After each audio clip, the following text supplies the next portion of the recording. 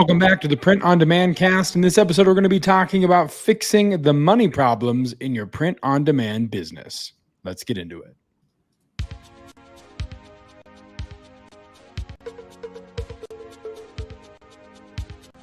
Radical! Welcome to this week's episode of the Print on Demand cast. Each week, join the gnarly Travis and Josiah as they provide insight into the print on demand industry and equip you with the totally tubular tools, advice, and strategies you need to achieve success and hopefully have a few laughs along the way. Now on to this week's Totally Tubular show.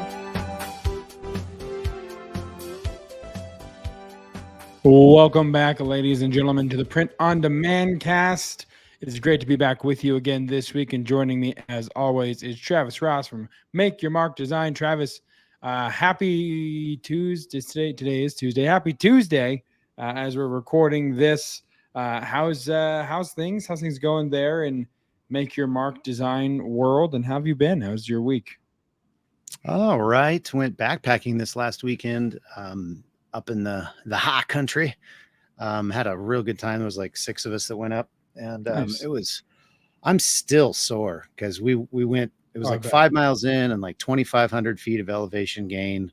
My God. And then this, while we were up there, we did one of those like, I think we're close enough. We could probably summit that, and, and so we just did some, extracurricular hikes the second day, and then coming back down was rough because I had poles and everything, but you strap on 40-50 pounds of extra weight and you're going downhill, and it was steep. So my legs and my glutes are still feeling it, but man, it was beautiful. We had great weather, and there was no fire ban, so we got to have a fire, and that's always important, I think, when you're backpacking or camping, that you can actually have a fire. It's just so much more fun. So, that was my weekend, and then trying to get back into things. Yesterday was kind of a blur, just because I missed last Friday, and trying to catch up. Still got some orders coming in, and have some things to do. Was trying to get to that today, didn't, so it'll probably have to be tomorrow. Remember, we talked about procrastination a couple of weeks ago, so I'm just practicing. Killing me, Smalls. Yeah. How about you? How was your weekend? It was good. Had some family. Went and visited my sister over the weekend. Family will be back in town this weekend as well. And then yesterday had our kind of final summer park hang with the young adult crew from our church. And every time that happens, that we go to have one of these park hangs, there is a very lively game of kickball that emerges inevitably. So did that last night. So I'm a little sore too. I mean, we won 12-7, so it was a good time. But other than that, it is what's important, is to let everyone know that we won. And other than that, it's just smoky up here. There's a pretty big fire that's just east of or west of us, sorry. So you can see it out from the main road here in Loveland, Highway 34. You can see the mountain just billowing smoke. At night, you can see the flames that are actually happening there. It's wild. So praying that we get some spontaneous moisture, or that they're able to contain that. But it's kind of the big thing happening right now, at least up in northern Colorado. So other than that, things are well. Work's been good. Excited to get into what we have this week for the episode, fixing your money problems. I know everyone listening is like, hey, I have money problems. We're only talking about your print-on-demand business. That's the context. We can't fix all your money problems. This isn't a call-in Dave Ramsey show. This is just some advice about your print-on-demand business. But before we get to the serious part and talk about how to fix the money problems, we're going to do everyone's favorite segment with this week's Weekly Dad Joke. Time for the Weekly Dad Joke. All right, here we go. Here's this week's Weekly Dad Joke. Little piece of advice, some wisdom, I guess, a proverb of sorts that you can pass on to future generations. If you give a man a plane ticket, he flies for the day. But if you push him out of the plane at 3,000 feet, he'll fly for the rest of his life.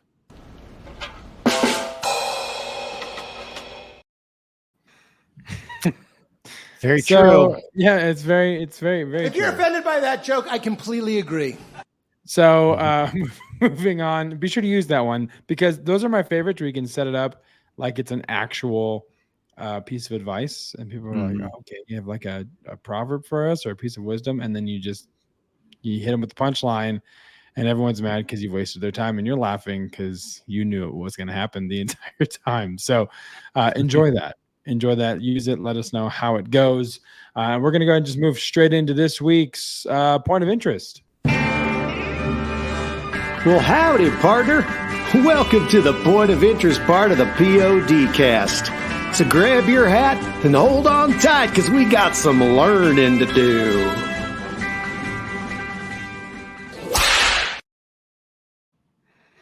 All right. So something kind of cool did you discover this, Travis? Tell us how we found out about what we're going to show the people here Yeah. in terms of what it is, how you found it, and then we'll just give a little bit of a demo. Yeah, it was actually a Instagram account that followed us, and I was kind of looking at their profile, and they actually have a website, and they do print on demand, but like kind of unique products. They do a lot of like wooden not signs really, more like cutouts and really cool Sure. stuff. So we'll obviously link to this company in the show notes, but while I was looking through this whole website, I saw that they had, a little thing at the bottom somewhere that said free tools. And this particular tool said it was an AI product description creator. I was like, what is that? And so I What's that opened it even up. mean? Yeah. Opened it up, played around with it, and Josiah is going to demonstrate kind of what it does and how you can Yeah. use it potentially in your print on demand business. Yeah. So here you see what Travis is talking about here with the page here. And then what you do is if you go to Amazon.com, you can just type in, like I typed in, funny men's shirt. And so this is what I'm going to use as an example. Synonym rolls, just like grandma used to make. And so what you do is you Great. I like that a lot. so then you come and you right click here, and you can't really see the right click, I'm realizing, on the screen share, which is unfortunate. But when you right click on the image, you should see copy image address. And that's what you're going to want to select when you come over this image here. And then you can go back to distro. And then you're going to paste that image right there. And you can see it pulls the image that was on the Amazon listing, and you just hit generate description. And through the wonderful technology known as AI or Apple Intelligence, if you want to use another weird name, here you go. You have your description here. So obviously this could be wildly helpful for your listing and getting a good description. So, upgrade your casual wardrobe with its witty and stylish synonym rolls graphic t-shirt. This unique shirt features delightful cinnamon roll image. So you can kind of see, and you can edit that as well. You can hit this copy button and you can copy it to a Word doc or a Google doc or whatever kind of document you want to use that you can then go and refine and edit that.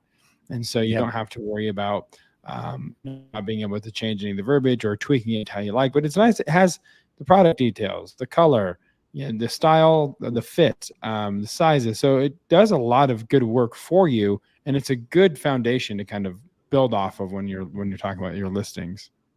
Yeah, I mean, it's obviously not going to be perfect right out of the box. It has a lot of things on there with like sizes and colors, and maybe you have different colors, or maybe you that's not the place that you put your sizes or whatever. It's definitely going to take some editing, but for me, I despise looking at a blank page. And so this gives me something to start with. Now, you might be saying, well, my product isn't on Amazon. How do I get the link? Well, if you have your product on something, maybe it's you just want to go through and like update some of your existing listings. So you've got them on Etsy. Find the URL that Etsy is using to display that particular image and copy that. That's the URL that you can then put into that tool. And it'll spit out, whatever it spits out. And maybe you don't even change anything in your listing. You just kind of add that, because I've seen it a million times. people don't use all of the allowed number of characters in their descriptions. And so don't just do that and like copy and paste, like I was saying. Actually look at it, because first of all, you don't want to, I don't know that this has any trademark check, at all in it. So you don't want to violate any of that. But beyond that, it might have some incorrect information because it's AI and it's just literally looking at a picture. So it might not quite translate. This particular shirt that Josiah did had text on it, and it was able to read that text, which is, by the way, really freaking cool, because even 6 months ago or a year ago it couldn't do that. So now it's at least becoming a lot better at that. And so but if your product doesn't have any text on it, AI might not be able to interpret what it is, especially if it's like a pun or something, like I remember we had I think we both had a version of a chicken with an arrow pointing to the butt, and it was like, "What's up, chicken butt?" or what was it? I think that "What's up, chicken butt?" Chicken butt. I don't Was that phrase? I can't think of it. Yeah, it's a good question, but I remember the design because we both did have that design. It was. Oh, and there was another one that was like a chicken inside of a pot with the pie symbol on it, and it was chicken pot pie. That was another one. So I don't know how good this particular product or this description generator will do with images versus text, but give it a try, see what it puts out. Again, it's better than just looking at a blank screen, and it might give you some keywords in your description that you didn't have before. Or if you're using it to create listings, kind of from the start, you can, again, it's better than just starting with a blank page. Definitely put your own spin on it and insert your keywords in there, but really cool tool. And shout out to, what's their name? DistroMade. Yeah, it's distromade.com. And then if you scroll all the way to the bottom, there's a free tool section and you'll see the link there. But yeah, they also have really cool, you didn't show it, but they've got some really, do you still have that up, Josiah? Because they have some really cool like products that they do. If you click the browse products at the top right, they've got like these mountains and bears and unicorns, and you can get them in different colors, and then you can sell them for like $100 and maybe it costs you 50 or something, and they'll make one at a time, and they're constantly adding thing. That treble clef wasn't there the last time I was here, which is kind of cool with the guitar there. I don't think that was here. So cool little shout out to DistroMade. Thanks for making that tool available, and maybe you guys can check it out and see if it'll help you in creating your product descriptions. Absolutely. And also for those that are wondering what that design was, it was Guess What Chicken Butt. That's not What's the Up. one. So that's why. Quick Google search or Amazon search, found shirts that are have that same design, and it's astonishing to me that we sold as many of those as we did on coffee mugs, because who the hell wants that? But hey, happy they did, because it worked out for everybody. So with that being said, we're going to move on to this week's main event. On a cold, dreary night in September of 2020, Travis Ross and Josiah Cifuentes created the Print on Demand cast. This is the main event. All right, the main event is fixing the money problems in your POD business. And Travis, this is important because you need to know, are you making money? That's the question. Are you making money? And if you weren't, how would you know? Would you know that you're not making money? How do you avoid the end of the year looking back and being like, the hell, I broke even, or not even that? So like you need to know what those numbers are. And we talk about that a lot, is knowing your numbers, knowing your margins. And we want to assist you in the endeavor to know how to fix the money problems in your POD business, as we've determined that making money is better. Listen to this, write this down. This one's free. Is better than not making money. So go figure, you know? Yeah. Just in the notes. You're like in my notes, aren't you? Yeah, it was great. In fact, 4 out of 5 dentists agree. I always want to know who the 5th one is. It's just like, no, on everything. I just, in my mind, it's the same guy. They're like, what about this Colgate? Niet. I'm like, okay, he said no. That's 9 out of 10. I don't know why he's Russian. Well, I know why he's Russian because I feel like that would be the guy that would say no. But anyway, 4 out of the 5 of the dentists agree that making money is better than not making money. But if you've been to the dentist, you understand that they all think that making money is way more important. So it's probably True. 5 out of 5. Okay, so to make more money in your POD business, Travis, there's a couple things, a few ways you can do that. Really, only a few ways. We can kind of dig into the details, but it's sell more stuff, sell higher price stuff, and spend less on other stuff. So basically, it comes down to either increasing what's coming in or decreasing what's going out. So let's talk a little bit about how we do that. What's that look like practically in order to fix the money problems? Yeah. Yeah, there really is only those 3 ways. So you either sell more, sell for more, or spend less. So the first one on our little list here is consider selling higher ticket items. And we just showed you over, it's on my other monitor, that's why I'm looking over here, but DistroMade, those signs, those wooden signs, you can sell them depending on the size anywhere from like $40 to $120, yeah, exactly. So what do you think yes, you can make money on t-shirts, and a lot of people are going to buy t-shirts, and probably fewer people are going to buy a bear, a wooden bear to hang on their wall. But when that bear sells, you're likely going to make a lot more money, than that $20 t-shirt, or $25 or whatever you've got it priced at. Maybe you make 10 or 15 bucks, depending on, what platform you're on and who your print vendor is, et cetera, et cetera. But maybe you make 50 or 60 bucks with that bear or that mountain or that treble clef that, was new on their site. So there's a thing called average cart value and in retail. And if you know anything about it, marketers are always trying to up their average cart value, because so if they sell a bunch of stuff and it's always $20, and nobody buys more than one thing, or maybe only a few people do, maybe their average cart value over the course of a month is like $22.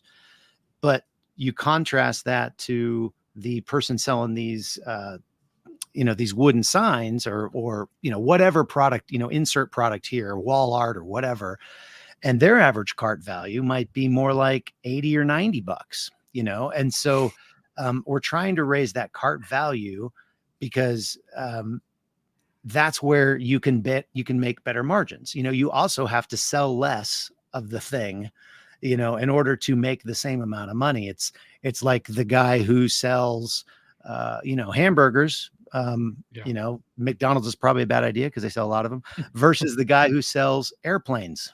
How many airplanes do you need to sell to, do okay for the year? Yeah. How many cheeseburgers do you have to sell in order to be, where you're at if you sell one airplane? Exactly. Yeah.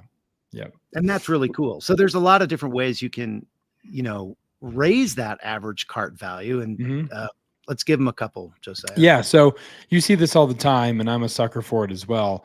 When you see websites where you're shopping and they say, spend $60, $40, whatever that dollar amount is, for free shipping.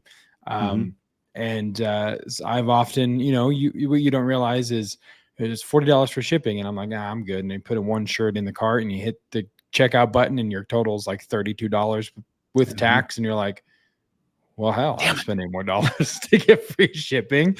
Why not? It happens all the time. But that's a way that you can get people to increase that average cart value. Another thing you can do is cross. Go ahead. I was just going to say on my Etsy store, was it my Etsy store? No, in my Shopify store, I have a buy. I think it's you get free shipping if you spend $40, and the t-shirts that we're selling are like $19.99. So that's going to add up to $39.98. And so a lot of people would be like, okay, I got 2 shirts and I'm just going to pay the shipping. And Right. that's fine because I profit on the shipping as well. Right. Or they're going to buy a 3rd shirt to get free shipping. And so my average cart value obviously goes up. So you can kind of play with Yep. those numbers and see where it makes sense. I mean, maybe somebody buys a sticker pack to get over there and it's only another $5 or something. Yeah. But you get the idea. Anyway, sorry, I interrupted you. No, you're good. You're good. Yeah. Other thing you can do is cross sell. Mhm. When they're checking out or before they check out, give them a couple more items that they might want to consider with their purchase. Whether it's, I've seen a lot of places do, you buy a t-shirt and they suggest maybe a hat with that same design on it, or a hat that Mhm. would look good with that shirt, or stickers or whatever, that they're Yeah. just trying to cross sell and get a multi-item sale done. So that's another way you can do that as well. And then you Mhm. can also use good, better, best options to upsell the customers. Mhm. I know on some t-shirt sites, the good is like a Gildan 64,000, and the better is a level up in or try, a Bella canvas 100% cotton. Then the best is a tri blend, and the prices Mhm. reflect congruently. And so it's like the better quality. And that's some other things you can do to try and to raise that car value as well. Yeah, with that whole the idea of cross selling is you see it all over the place, and in fact in Shopify, in a lot of their themes, it's automatically baked in. You can, like, Yeah. on the product page that you're building out, there'll be a button. Do you want to recommend other products? If so, what are the SKUs? And you just put the SKU of that other product and it'll put it right there. It'll bring in all of the the pictures and all the Yeah. titles and everything else, and it'll be right there at the bottom. And so it makes it really easy to cross sell, because Shopify is incredible at converting sales, and they know the power of the cross sell. Yeah. So anyway, I just wanted to mention that if you are on Shopify, you probably already have the ability to do this pretty easily if you have a few products already built out. Sure. And but don't just willy-nilly throw whatever. I mean, make sure that it's like, if you like this, then you probably will like this too. Yeah. Actually put your best foot forward. Don't just randomize it and cross your fingers and hope for the best. Absolutely. So another way you can decrease what's going out is, or yeah, I guess decrease what's going out, is to negotiate with print vendors for better pricing. We've talked about this before Hmm. in the show, in negotiating the cost per garment, or what that looks like, what that could look like, what that picture or what that scenario could be with that vendor, and talk to multiple vendors, shop, see which ones are going to Hmm. be best for you, which will fit for you.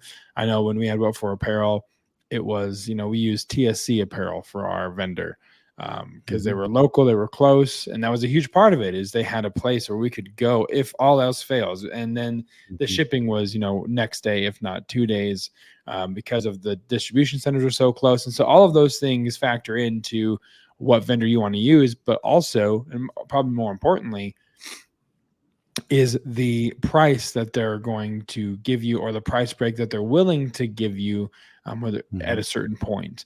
And there's nothing wrong with using more than one vendor. I know, Travis, you've used more than one vendor on your stores, or just to supply your inventory. It's Hmm. okay to use both. Yeah. I mean, my story from when we shut down our physical location for Make Your Mark Design and outsourced our production, I talked to Printify. I talked to a couple, I can't remember. There was another one that I talked to. They wanted way too much volume. I wasn't able to even meet their minimums. And then I ended up talking to Guten, and I was basically just, for lack of a better term, playing them off each other and saying, well, Printify says I can get it for this, and Guten says I can get it for this. And I'm trying to see who's going to give me the best deal on the different products. And since then, I've even added a third vendor that I use for certain products, and because they have a better price on the Comfort Color 1717, which is a very popular garment right now, and you've probably seen it on Etsy. If you're selling apparel, you probably know what the 1717 is. So Yeah. so I use a different vendor for that because I have a better price. So there's nothing wrong with using multiple vendors and trying to get the best deal. In the end, for me, Guten really rolled out the red carpet, and I use them for most of my stuff except for that 1717. And then they do have some other products that I'm kind of chomping at the bit to launch, but baby steps. Yeah. So the next thing you can do that we have here on our list is to minimize returns. Again, something that we've chatted about, throughout the life of the show, which, by the way, just a quick tangent. Next week is episode 208, which means next week is 4 years that this show has been going on, which is crazy.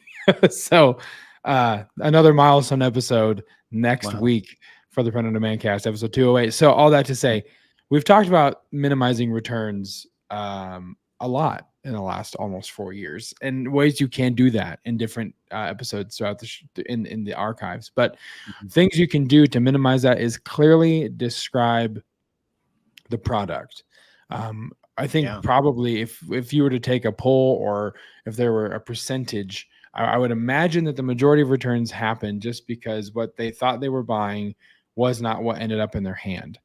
And it's really easy to mitigate that with a very clear description in the listing. Travis, do you have any kind of pointers on how to make sure that listings are as accurate as possible? Because the other thing is too, that the other kind of variable is assuming that people will read the description. But even if they don't read the description and your description's on point, you have at least something to point back to. So then it becomes a preventative and a CYA. So it's like, hey, it said that in the description, you just didn't read it. So then the customer isn't right in that instance, and you have a little bit of a little bit of leverage in that conversation. But what else can they do, Travis, in terms of minimizing returns? Yeah, I have so many stories, and I'm sure anybody in e-commerce has a million stories about the customers just completely blown by the descriptions. And I get people all the time. They're like, I thought this coffee mug would be bigger, and I'm like, and this is actually a tip for you.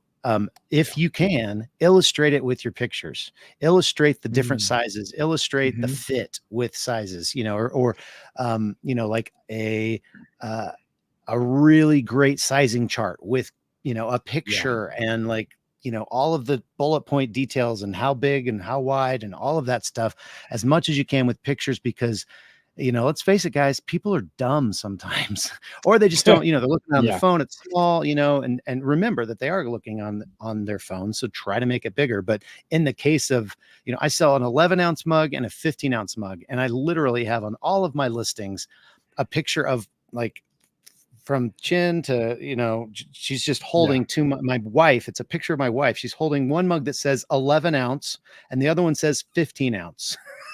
And it's like a really, really big picture. It's obvious. It's like the third or fourth shot, and it's on every single coffee mug listing. And so whenever I get, I thought it was going to be bigger, I'm like, you are blind and an idiot, and you're going to have that regardless of what you do. However, I don't know how many, sales I have made or haven't made because of that picture, because those didn't get returned, so I'm sure that it has contributed to my bottom line by having that picture. So again, my advice is just illustrate it with a picture if you can, and beyond that, be very detailed on your return policy. Thankfully, Etsy still allows you to have one. Amazon, it's like, well, they just, they didn't want it, so they just pack it back up, send it back. They don't have to have a reason. You changed my mind, and you have to eat it, and you have to eat the shipping on the way back to you too. At least on Etsy, they still allow you to, maybe recoup some of that, or at least negotiate with that buyer. And sometimes it's not worth the time or the hassle to, save the $5 or whatever. But sometimes you want to have a win, Yes. So you just want to push a little bit more for that $5. Yeah. But sometimes there's other things too that you could do. Sometimes it's that small win is what will keep you going for the day. Even if it's a $5 win, it'll definitely help with that. Travis, anything else on the minimizing returns strategy or tip, I guess? Yeah. If you use models for your product, I mean, this kind of goes back to the images, but Yeah. Maybe consider doing a video with them actually Mhm. wearing it and kind of moving so people can see a different body type, in the Yeah. actual garment, if it's a Yep. garment.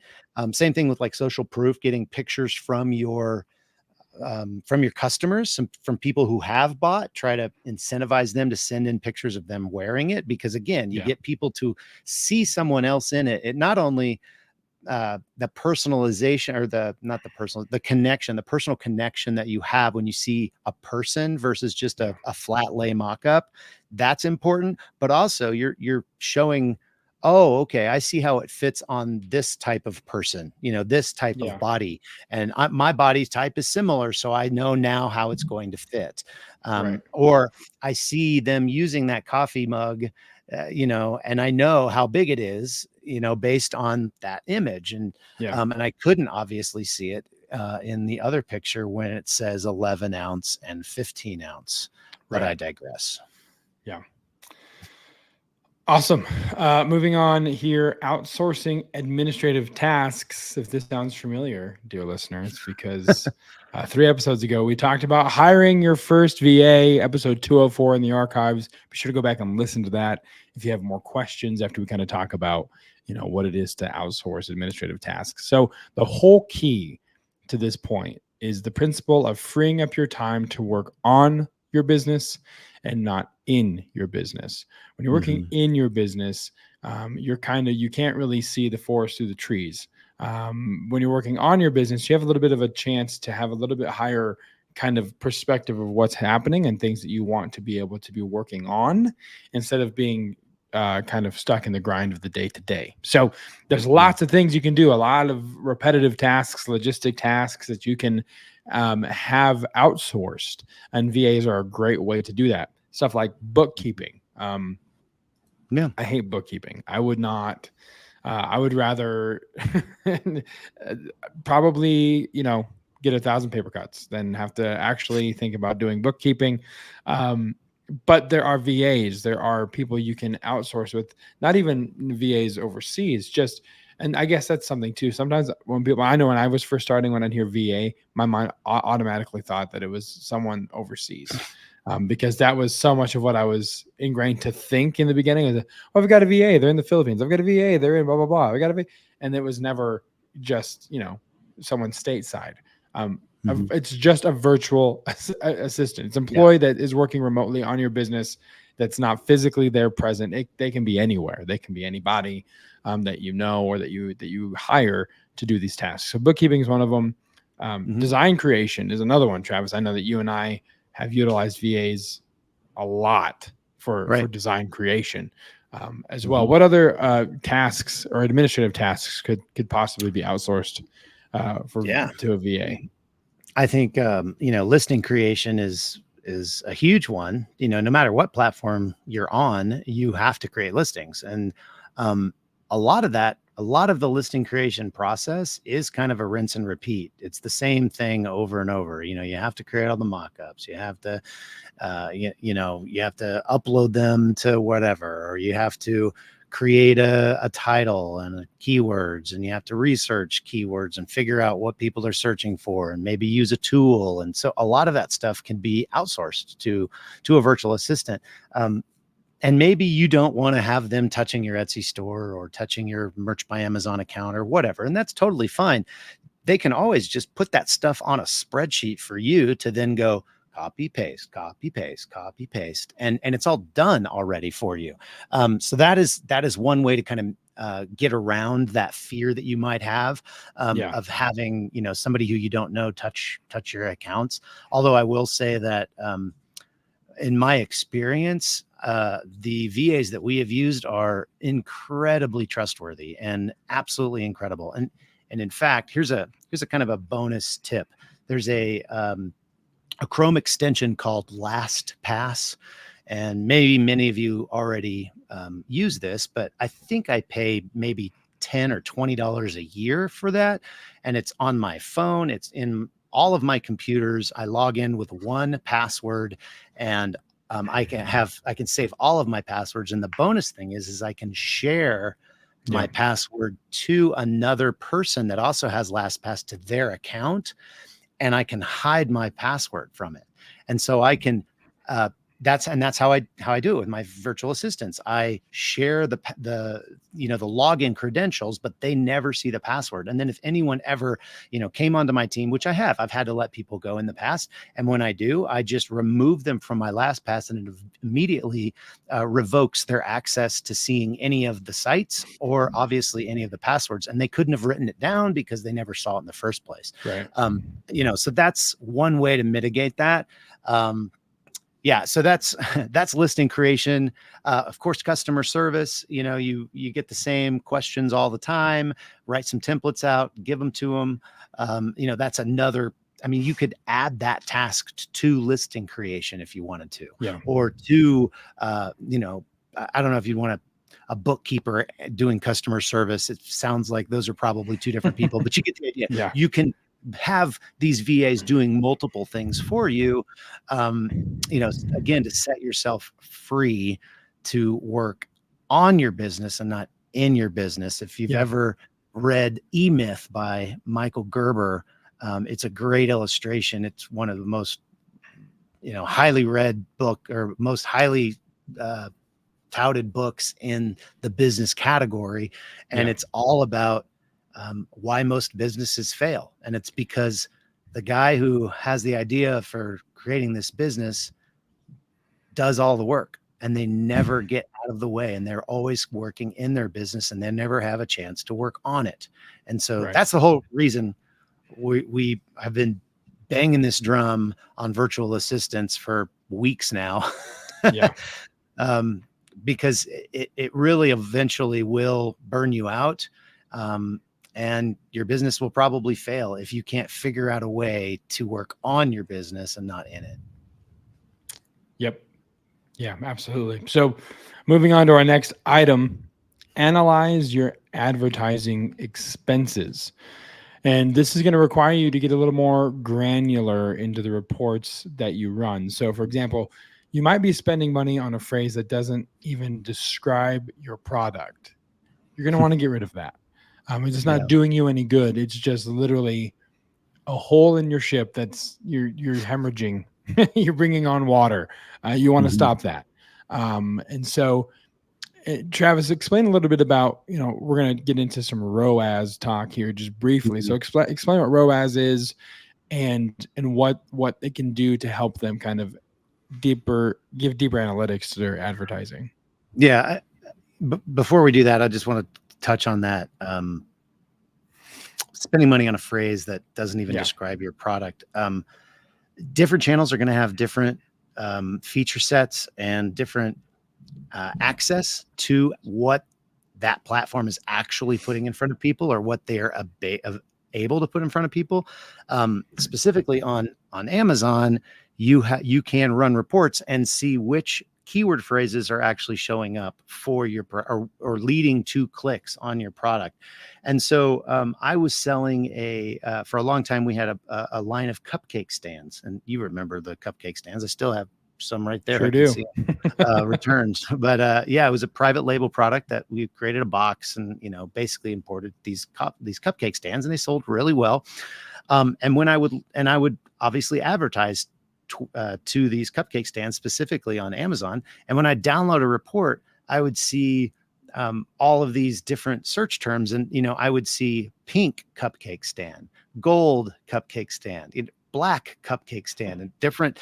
And I'm like, mine are white. Why am I average? So I was able to go in to that campaign and write what's called a negative keyword. And so in other words, when anybody types in pink cupcake stand or pink cup or pink cake stand or pink anything, I didn't want to waste my money showing up for somebody who's searching for something that doesn't match my product. So fast forward that to print on demand days, and I was only selling white coffee mugs, but I was noticing that people were searching for black coffee mugs with like a phrase on it, or black nurse coffee mug, or black whatever.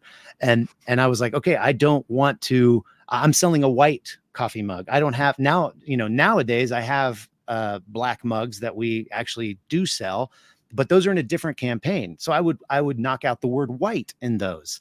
So you see how I'm saying? So, I mean, color is one, that's a real kind of easy way to understand that, but there are so many other keywords that you might be ranking for, might be getting clicks for, might be paying for clicks, that don't represent your product at all. And so you really got to get granular in those reports. So I know I really beat the crap out of that dead horse, but you were asking about ROAS. Yep. Yeah. So 'Cause ROAS, go ahead.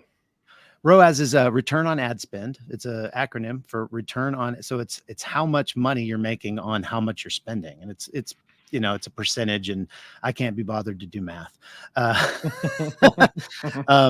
But you're trying to basically get a return on your investment. And there is a place that you can figure out with math that you have a break even. And if your ROAS dips below that, if your return on that ad spend dips below that, you're actually not making any money. You might see money coming in and you're like, yay, I'm making money. But then you got to pay for your vendor to make that product. And then you got to pay for the shipping. And once you back all those costs out and you add it to and then you add your advertising in, all of a sudden you're paying people to buy your products. Yeah. And that is a leaky boat that will sink. So don't go in that boat. Figure out what that break-even point is. And if you see your ROAS dip, figure out, eliminate some of those keywords that are driving the price up. You're spending more money on keywords that aren't relevant, or quit the campaign, man. Don't continue to feed that leaky boat. Feed a leaky boat. Huh? That sounds like the beginning of a dad joke or something. I don't know. Yeah, it could be. It probably is. We just haven't found it yet. Haven't got there yet. Exactly. And the last thing we have here is utilize automation. So say on the front end here that this automation, tools like DistroMade from the point of interest, to help with listings. The point is, the more you automate, the more that you can scale. And there's a lot of platforms and softwares that can help with this. So like bulk mockup generator is one that Travis, you and I both have used to create hundreds of mockups in 10, 15 minutes, as opposed to individually having to make them through another resource. This one just spits them out. And so time is money. Great. And the amount of time you can spend, less amount of time you can spend doing stuff like that and finding softwares to help expedite and automate, the better it is. You'll have more time to work on your business. So using automation is enabling you to scale, is what working on your business essentially looks like practically.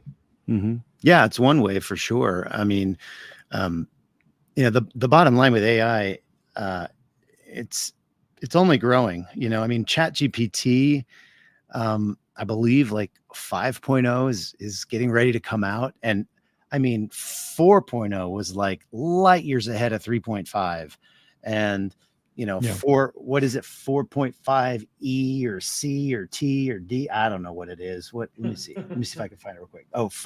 Chat 4.0 is one of them, and then there's so there's GPT-4, and then there's GPT-4o, and then there's 4o mini, and 5 is about to come out, and each one of these like blow the previous generation out of the water. I mean, you can code a freaking website that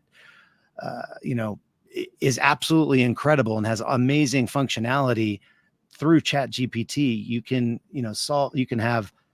there's just so many things you can do. I know there's a Google Sheet plugin that you can actually create hundreds of titles in minutes, and you say this plus this, put these together, and then also answer this prompt, and give me all of my keywords for these things, and it just, and it spits them out, and that's just the beginning of what we're going to see. So, get on this AI bus, or you're going to get left behind. You get left behind because it's only going to grow. It's only going to get more crazy, not just in print on demand, just in every facet of life. AI is going to do some really crazy things. It's really cool to be leveraged to help your business. It's a little disconcerting in other facets of pop culture that you're seeing it everywhere. Right. It's wild to see what it can do. So that kind of wraps up our list here for this episode and this main event. Travis, anything else you want to touch on in regards to fixing the money problems in a POD business before we hit the outro? I think we pretty much said it all. I mean, there's really, you either have to increase your revenue or decrease your expenditures. Those are really the only two ways to kind of fix the money problems. And so there's a lot of ways to handle that or to go at that. I mean, one way you could go at that is ask ChatGPT, what are some good ways to either save money or make more money? And maybe you'll come up with something. Maybe ChatGPT will be the impetus for you to, make $100,000 in profit this year, or make your first 10 sales or whatever that goal is that seems elusive right now. It's not as elusive as you think. And there's a lot of help out there to get you kind of over that hump and to those goals. So don't give up, be encouraged. And I don't know. I don't have a third one. You usually need a third one. Yeah, you got to round it out. I think it's just kind of like a law. Law of threes. I mean, think about that one. And maybe that's how we'll start next week's episode, is you just saying that third thing. I just completely out of context to the new people who have no idea what this last episode was about. You just go from there. So, but thank you guys so much for listening. Again, episode 208 will be coming at you next week. It's the 4-year anniversary for the show. Don't know what that means for a format. We did a 200th episode special shindig, 8 weeks ago now, about 2 months ago. So who knows? Maybe we'll do something special. Maybe it'll just be another show and we'll just reference it, and it'll just be what it is. But nonetheless, 4 years is nuts. So episode 208 coming at you next week. In the meantime, though, what you can do is you can go to printondemandcast.com/VIP to sign up for the newsletter that we send out every single week. It's got tips, tricks, tidbits, advice, an extra dad joke, and just things that you might not hear on the show, or diving deeper on topics that we do mention on the show. But it's a good way to know and be up to date. Everything Print on Demand cast wise is to go to printondemandcast.com/VIP. And of course, you will get a design calendar in exchange for your email, which will help you kind of forecast for the upcoming holidays, keep things on track. You can have your VAs use it to know what they should be looking for, designing for. It's just a really good tool to make sure that you're prepared, that you're ahead of the game, and you're preemptive and not reactive. Yes, that. Nice. So, Travis, anything else before we do have a third one? I was trying to maybe buy I don't some even remember time. I don't even remember what I said 5 minutes ago. So you get nothing. All right. Well, there's that. But we're looking forward to being with you guys next week. And until then, for Travis, I'm Josiah. We'll see you right here on the Print on Demand cast. See ya. Hey, babe. Thanks for listening to this week's episode of the Print on Demand cast. We hope you enjoyed the Totally Tubular Show. If you got a question or a suggestion for the show, send Travis and Josiah an email at info@printondemandcast.com. Want to be wicked nice? Take a minute to rate and review the show on iTunes or wherever you get your podcasts. And don't forget to subscribe now so you don't miss next week's episode. See you next time, for sure.